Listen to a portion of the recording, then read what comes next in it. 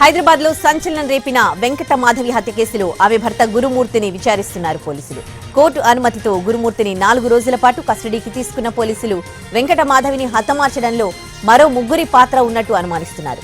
గురుమూర్తి ఒక్కడే చంపలేదని, అతడికి 2 మహిళలతో పాటు మరో వ్యక్తి సహకరించి ఉంటారని భావిస్తున్నారు. ఈ క్రమంలోనే వారి వివరాలు సేకరిస్తూ ఉన్నారు.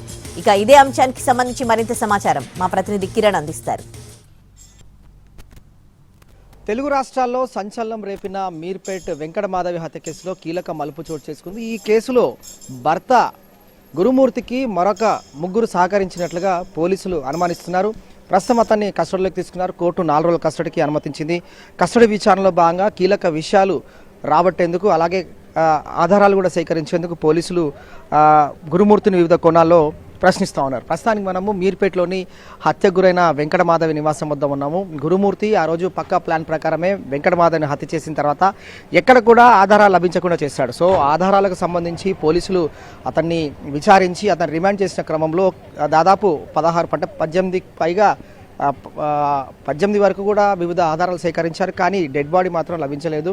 సో ఆ కోణంతో పాటుగా వెంకట మాధవిని హత్య చేసేందుకు గురుమూర్తికి ఎవరెవరు సహకరించారు, వీరంతా కూడా కుటుంబ సభ్యులను పోలీసులు అనుమానిస్తున్నారు. కాబట్టి ఇందులో 2 మహిళలు ఉన్నారు, మరొక వ్యక్తి ఉన్నారు. ప్రస్తుతం ఆ 3 కూడా పరారులో ఉన్నారు. పోలీసులు రిమాండ్ రిపోర్ట్లో చాలా కీలకమైన అంశాలు పేర్కొన్నారు.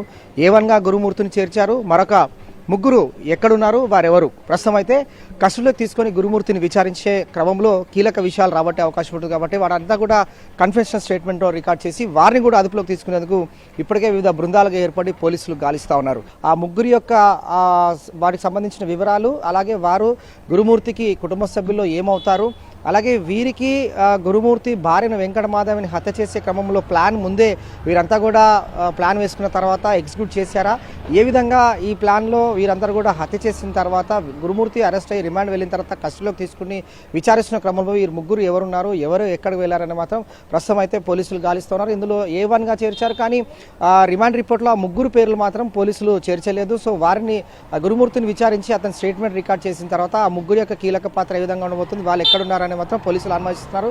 మొత్తంగా ఈరోజు 2వ రోజు కూడా గురుమూర్తిని 2వ రోజు కస్టడీలో భాగంగా గురుమూర్తిని విచారిస్తున్నారు. కాబట్టి కీలకమైన అంశాలు, సంచలనమైన అంశాలు కూడా వెలుగు చూసే అవకాశం కూడా కనిపిస్తుంది. ఇది లేటెస్ట్ అప్డేట్. To studio.